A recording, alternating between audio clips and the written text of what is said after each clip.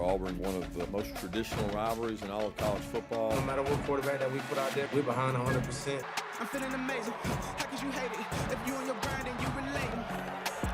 He's a different player right now. I'm an effective runner, make throws. I think he's in a real good spot to lead us. I can't stop this energy. I got big goals. You should follow me.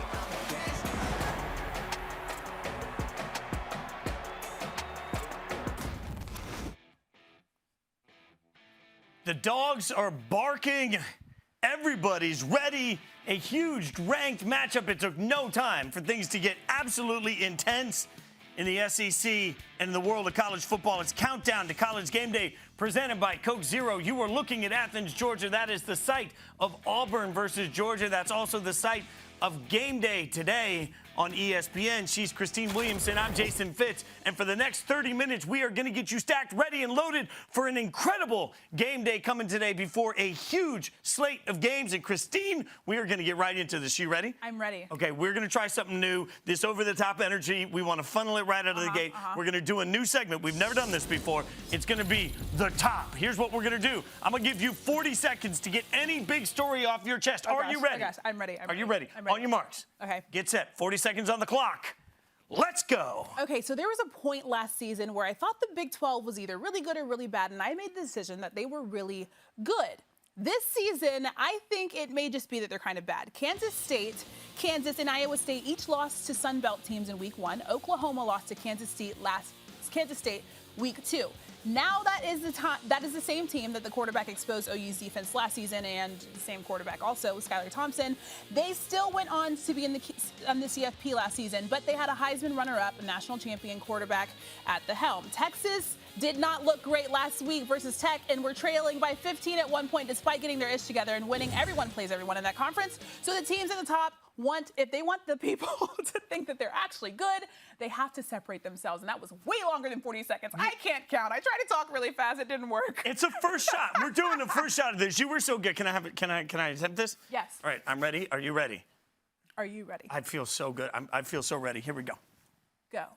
Why do we always need things that are shiny and new? Why is it every time we come into a season, it has to be a new quarterback that everybody becomes obsessed with? As I look across the landscape, can we at least acknowledge that in the first couple of weeks, we've had good quarterback play from brands that we aren't used to? You just mentioned Texas. Well, Sam Ehlinger did bring them back to an improbable win, the type of game Texas has found a way to lose so many times. And Kyle Trask put up numbers that belong in like high school football games with the massive passing yardage he put up in the beginning. I understand that we love the Rattlers. We love any opportunity to talk about a new brand in the world of college football, but I am happy with the brands we've seen that are surprising us with their greatness. That's how you get in 40 seconds. Woo! Love to see it. And you know what? Even though I know I just trashed Oklahoma, I love Spencer Rattler. Oh, yeah. No, I love Spencer Rattler, too, and he's going to be great. But I'm just saying that maybe sometimes what we have seen is worth watching again, even if we haven't seen them play at their best. So, in the meantime, we got so much to get to that, Christine, if you don't mind, I think we should get into some breakdowns. You good with that? I'm good with that. Let's do it. All right, you know we got a huge slate of games to get to this weekend, so let's bring in some star power to help us break it all down. Coach Jim Mora, Desmond Howard joining us. Gentlemen, good morning. Thanks so much for the time. Let's get right into the game. Everybody's got their eyes on Auburn, Georgia. We all know we're obsessed with this matchup. Des, I want to get your thoughts, particularly of the quarterback position at Georgia. What are they doing there? Nobody knows. I mean, Kirby Smart, he's been just quiet about that, right? You know, check out Dwan Mathis. He started the game last week, right, in Arkansas. Started off very, very shaky. They were down early, so he put in Stetson Bennett. He came in, pretty much saved the game. But before the game was over, they put Mathis back in the game to get some more reps. And now, JT Daniels, the quarterback who used to be at USC, who transferred, who had a knee injury, he's been cleared to play. So now they got 3 quarterbacks who can possibly play. And the crazy thing is, how are they like a 6 to 6.5 favorite over Auburn, and we don't have any idea who their quarterback is going to be today? I don't understand it, guys. I don't get it. All right, so stick there for a second, Coach, because I'm like, let me be the voice of the fan here right now. If I'm a Georgia fan, I'm looking at all these quarterbacks that play such different styles of football. From a coaching standpoint, how do you find one type of offense when you got different types of cooks in the kitchen? I mean, everybody's got different concepts on offense that they can go to, but what Georgia needs to find is stability at that position. They need to find it quickly. One of those three guys, and we haven't seen JT yet, but I've seen him and I've played against him. He's pretty darn good. One of those guys needs to take control. I don't think you can go through a season with three guys kind of rotating at quarterback or uncertainty at quarterback. I think it causes uncertainty for your team, for the players on your team, certainly for a coaching staff, for the guy calling the game. So they need to figure this out. And with Auburn on the schedule today, man, they only got a couple hours here, Desmond, to figure it out. I mean, none of this is easy, guys. But let's be real, though. The other side of it, no uncertainty for Auburn, right? Like, Auburn knows what they're doing at quarterback. But, Des, I was out with you guys last year on game day, and we saw Bo Nix in person a couple of times. And, like, Bo, it feels like he give it, he take it away. Like, very inconsistent. What do you need to see from Bo Nix for Auburn to be a national championship contender? You know, I do need to see consistency from Bo Nix. This is going to be a very, very tough defense he's going up against today with the Georgia Bulldogs. I believe that's why they've been picked as the favorite in this game, because of their defense. So I think he's going to have to make some throws down the field. They're going to try to take away the running game and make Bo Nix have to sit in that pocket and read defenses, go through his progressions, and then throw the ball accurately with some sort of consistency. I think that's going to be the game plan for Georgia's defense today, and I need to see Bo Nix throw the ball consistently but accurately. Yeah, we'll see if that can happen. In the meantime, let's move to another SEC matchup we've all got our eyes on.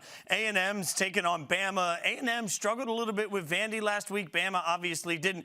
Coach, what do you like out of Bama in this matchup? Well, I think they're the most underrated number 2 ranked team in the history of college football, probably. You know, I think that Mac Jones has done a tremendous job since he's come in for Tua. You look at him statistically, only Joe Burrow has a higher quarterback rating since the day that Mac Jones took over for Tua. So this is a good football player. He's got 2 really good receivers. He's got Najee Harris carrying the rock. They've got a tremendous offensive line with 4 returners, and then they've got a revamped defense. They're experienced up front, and their secondary is a little bit put together, but playing well. I think A&M is in for some tough sledding today. I really do. I just think that Mon didn't play great last week. They have a history. He has a history, in my opinion, of giving up the ball a little bit too much. I know they've got a really good defense, but I don't think that they've got enough to stop Alabama. You know, it's interesting you say that, Coach, because we're looking at here, and they can see it on the screen. Bama's an 18-point favorite in this. I mean, Des, when you see that, is that a statement to Texas A&M or a statement to Bama in this game? It speaks to the confidence that people have in Alabama, and Coach just said it best, man. Listen, Mac Jones is set up for success. He has a veteran offensive line, like Coach alluded to. He got Devontae Smith on one side. Then you got this kid who, my preseason Heisman Trophy favorite, guy named Jalen Waddle, who almost beat Auburn by himself last year. As much as one player in a team sport can't beat another team, I mean, he did everything. And then he got the running back. So I think it's the confidence that they have, and not only Alabama's offense too, but their defense. I think that's why they picked so heavily to beat Texas A&M. All right, let's take a look at the Samsung 4K Game of the Week. That's number 18, Oklahoma at Iowa State. Guys, we're used to Oklahoma finding a way to make things complicated late in the season. They just did it early in the season this year. I mean, Coach, you're talking about with Spencer Rattler, a kid that had a great first week and then a week to forget at times last week. How do you sort of walk him into calming down into this role? Boy, you know, I've been through that with young quarterbacks in the past, and I can tell you that I've been around Spencer, and he's a pretty cool customer. I think he'll keep it in perspective. I think he'll learn from the mistakes he made with the football last week. You can't ignore the talent. I mean, this is an extremely talented young man. I mean, he's active in the pocket. He has vision down the field. He throws the ball well. He makes tough, difficult throws, you know, accurately into coverage. But he does take some chances, and he does make some mistakes that young, inexperienced quarterbacks make. My concern for Oklahoma this week is they got shoved around on defense last week by Kansas State. Kansas State pounded them with the quarterback running the ball. Now, Brock Purdy's not going to run the ball, but Iowa State, if they've done one thing well in their 1-on-1 start is they have run the ball well. And if they can control the ball on the ground against Oklahoma's D, that, I just continue to be frustrated with them. They don't tackle well. They don't exhibit toughness. And I know that sounds very critical, but it's what my eyes tell me. It's going to be, it potentially could be another huge wake-up call for Oklahoma. Well, and Des, I mean, one thing I love about working with you, man, is like you're never extreme. Like the Des you see on TV is the Des off the camera. Like he's just very level in everything. So be level here for me. Are we all jumping off the Oklahoma bandwagon too soon? Is there something here, or is there a real problem for Oklahoma? Well, I think it's consistent, though. The problem has been consistent. And Coach Mora just spoke about it with the defense. We know they're going to score points. Listen, Lincoln Riley is going to put an offense on the field that's going to score some points.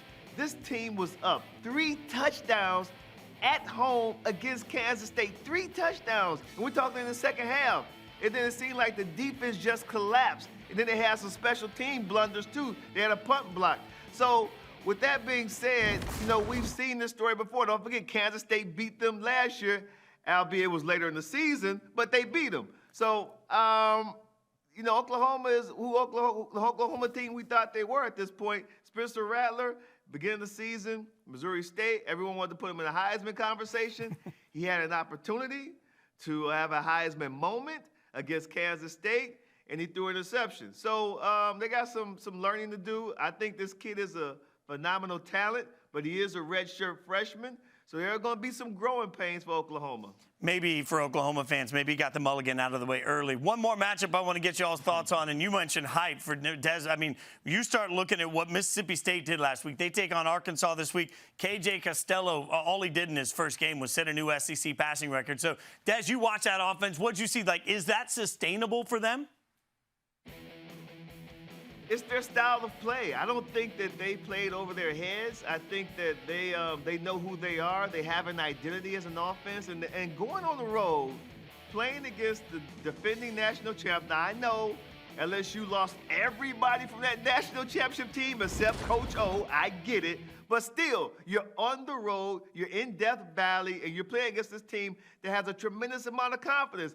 And you go and you just dissect their defense for a record-breaking 623 yards and for 5 touchdowns. So I believe that Mississippi State, they have an identity.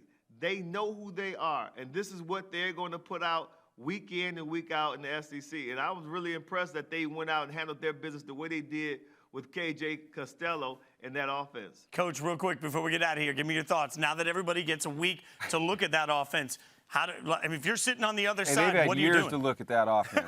He hasn't changed his offense in years, and he still does an amazing job. You want to hear my prediction?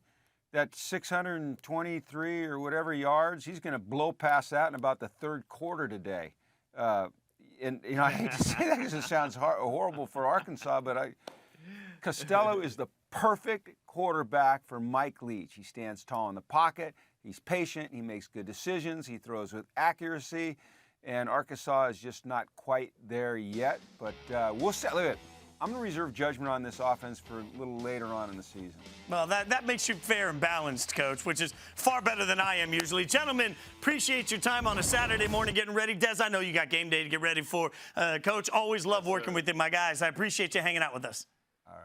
Great stuff, guys. You know what's not great? The fact that we don't get to be on the road this season, but that doesn't mean we can't look back at last season and see all the fun that was had. So we're going to do something called Great Moments in Countdown to Game Day History. All 1 year of that history. We'll take you back to week 4 last season at Athens, Georgia, the site of Game Day today. There were a ton of people out there for Game Day. The Spike Squad gave the crew a nice welcome, and of course, there was Ric Flair. All right, so give us a style and profile, and everybody wants the full spiel. We want the full Ric Flair. Okay. I'm with David Pollack and Maria Taylor. Right now, we are limousine riding. Woo! We're always jet flying. Woo! We are always kid stealing. We are wheeling and dealing. And today, at Athens, we're having a hard time. Woo! Holding, very down. Wow. It's remarkable. Fitz, I mean, what was that like? So I'm going to give you a quick behind-the-scenes story. I'm a big 80s wrestling fan. In fact, at my desk at ESPN, I have a picture from a few years ago that I got Ric Flair to sign of me and him. Selfie, right? Like, I'm a big wrestling fan.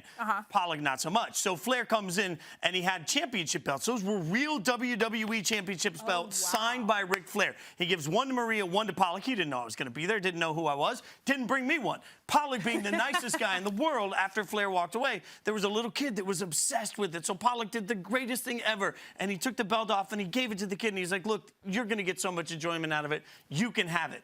I spent the rest of game day trying to barter with that kid. There had to be some game day swag. I could like trade with him. No, I wanted a championship. I'm still angry about that. Like, it was a real WWE belt. Did he like give it to him? Yeah, kid got the belt. The kid has the belt now. Kid got the belt. Kid got the belt. I got no belt. Kid got the belt. Wow. I mean, I feel happy for the kid. All right, so look, you're going to get those sorts of behind-the-scenes so nuggets sad. when we go through. I know, I'm absolutely, that was savage. I cried. All right, so I don't cry when it comes to food.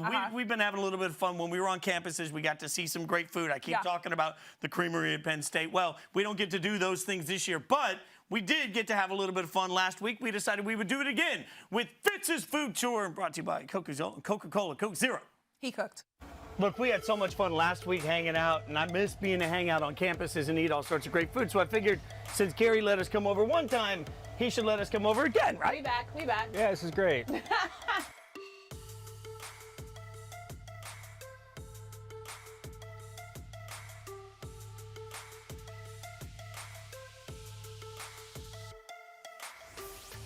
So we're gonna do a little corn, a little chicken, and I've tried to be as simple as possible. This is the simplest chicken marinade you can get. And honestly, guys, it works on anything. Chicken, beef, you can use it on any meat, okay? So this is the key here. This is the liquid. And the liquid is 2 to 1. So it's 2 parts hot sauce, 1 part soy sauce. Okay, so I'm doing soy sauce. Yeah, 2 parts. You're speaking to me, bro. You are speaking to me. In the dry ingredients, we got fanciness here. We got some brown sugar, about a cup of brown sugar and 2 cloves of garlic. Okay, so all you gotta do is fold that in, and you can just mix it up. How long do you leave it in there? Okay, so I'm a fan of marinating for a long time, so sometimes I'll do this like when I first wake up before games start, and then a couple hours later, but you can also do it as a super quick marinade. You can also do it as a brush on at the end. If you just want to do your chicken, throw them away, you can brush it on. So that's gonna be our chicken. I dig that. Okay? Now, here we got the corn. We've already pre-done a little bit of this because it gets messy, but this, just your standard ranch. Like a lot of people use mayo. I think anything mayo can do, ranch can do better. So we've brushed this entire thing with ranch. It's that much ranch. Now, what you want to do, and we got a little bit of salt here too. So you put a little salt on everything. The Himalayan pink. Yeah, Tom Brady approves. I love it. Oh, you had to bring in a Brady reference. Okay. Then you've got cojito, which is just a crumbly Mexican cheese. And this you want to go like big. You don't want to like at all scrimp on this. So like what I do is I get it a fold and then you give it a turn. Fitzy, I lived in Dallas for a year, and I had the best elotes in my life. Where from the at Fuel City Taco. Yes! C-Dub knows exactly what I'm talking about. It's a gas station. It is a gas station, and I would go there after I was done with work, and I would wait in line at 6 in the morning for them to open at 7 because it was that good. The bar is high. The bar is to match gas station street corn. Beautiful. Now all we got to do is drop it on the fancy grill. You grill it as long as you grill any corn. Time this out because this only takes a couple of minutes to side. We use the little chicken strips. Yep. So you put this on first, then you put on the chicken, then you enjoy. Fitz, I'm with this. We good? I'm All right, with let's this. eat. So we're gonna pop these off, and we're just gonna slide this off here carefully. But look at all that good juice in there. Oh, looks amazing. Soy sauce, hot sauce, brown sugar, and garlic.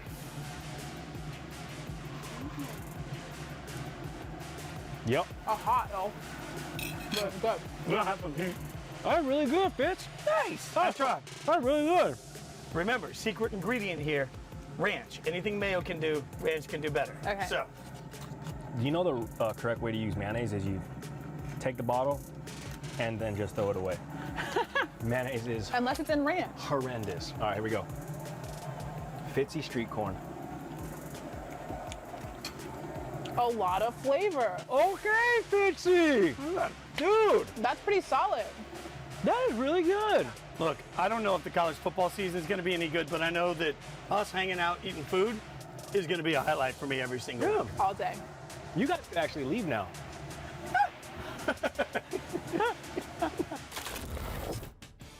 Coming Coming up on Game Day later today, Reese and the gang will have Georgia head coach Kirby Smart joining the show to discuss his quarterback situation and the Dogs' expectation for the season at 9:30 a.m. Then, at 10 a.m., fans can't be in the stadiums in full force, but they can be there in spirit.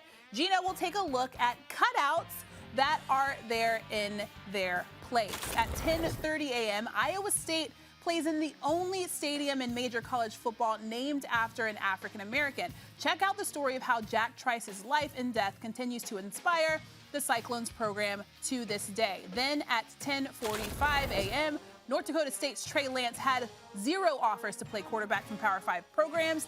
Now he has some NFL aspirations. Doubt. There have been plenty of people that have doubted me. You know, we're in a small town, rural Minnesota. They said that Trey didn't play against a good enough competition. Didn't matter what they saw in film, they were not going to recruit Trey Lance as a quarterback at these huge schools. No chance. Power 5 schools wanted me to play at other positions. From receiver to outside linebacker, safety, there was no doubt. I wanted to play quarterback. My family knew that. So, you know, any other school that kind of wanted me at another position, it was a pretty quick conversation. Lance on the move. Trey Lance. Wow, this guy is electric. I don't think Trey has anything to prove to anybody. His resume's already been set. You can catch that full feature on Game Day later today. And, you know, we just saw that. North Dakota State is only playing 1 game this fall. That gives him 1 game to show off his stuff for NFL scouts. How do you feel about this? Well, I think it's a great opportunity for him to get to play one, and I'm never going to fault a kid for not wanting to play in the spring. He's got a lot of draft context there. For anybody that doesn't know, Mel Kiper has him as the 3rd-ranked quarterback going into the draft, so good for him. It'll be super interesting to watch. What's super interesting right now is we got a big-time star joining the show today. Pro Football Hall of Fame quarterback Champ Bailey in the house. And this is, you know, kind of unfortunate for Fitz, but really good for me. You know, I'm a Broncos fan. Fitz, not so much. Yeah, no, I grew up a Raiders fan, Champ, so before we even get going, I'm just going to say, like, I'm sorry. I owe you an apology for the things I yelled at you 2 times a year every Sunday, but thanks for making life hell for me week in and week. I really appreciate it, man. I'm fine. I just want to give him the opportunity to tell you that. It's all good. It's all good. You know, I can laugh at you now. Yeah. He said laugh at you, just FYI. Okay, so let's get into this. I've been in plenty of NFL locker rooms, and the one thing that I do notice is that on college football game day, there's a lot of trash talk going on. What do you remember about being in NFL locker rooms when it came to college football? Well, of course there was a lot of trash talk. The good thing for me, there were always a lot of SEC players in the locker room. And what's funny is I live in Atlanta now, and I still have a lot of guys to trash talk with. And, you know, I've had the last laugh a lot lately. Oh, yeah, you have. But, all right, let's have a little secret reveal here, Champ. Like, when it's going, and you got that group thread, we've all got group threads going, like, who's the most famous person in your group thread that you are absolutely going to trash talk every time you get the chance? Well, I'm not in a group with this guy, but we've had this ongoing thing every year. We bet on the game, regardless if we talk about it. Peyton Manning, we bet on the game no matter what. It's an ongoing thing. Every year Tennessee, Georgia plays, it's a bet. No matter what. And, of course, you know, I'm up on him pretty big right now. I was going to say, that's a lot of free dinners right there. I mean, you were taking Peyton to the house on this one. Not going well for I love to see it. That's my quarterback. I love Peyton Manning, too. I mean, I'm going to just keep saying that. I love the Broncos. Anyways, we're going to play a game really fast. It's called Shutdown or Touchdown. We're going to give you a topic, and you are going to tell us if that statement is a touchdown or if you're shutting it down. The first statement, Florida is voted to win the SEC East, and currently they're ranked number 3 in the AP poll. Is this the best team in the SEC East? Touchdown or shutdown? Shut down. Absolutely. I'm not buying the Gator hype. I'm not buying that stuff. You know, they got to show me. And we'll know this month. We'll know. I love the fact it didn't even... Just real quick, who would you have as your favorite in the East? I think... Wait, I'm just going to let you have the platform to tell us why Georgia's the best team in the East. Well, I think once we get our quarterback situation figured out, you know, it'll definitely give us the edge, the bigger edge. Right now, our defense is legit. I mean, it's the best defense I've seen top to bottom. And the good thing is there's a lot of no names, so to speak. I know these guys, but most people around the country don't know. These guys they're the best I've seen in a while. All right, Champ. So if I'm going to talk to an absolute legend corner, I've got to ask you, LSU has called themselves DBU for several years.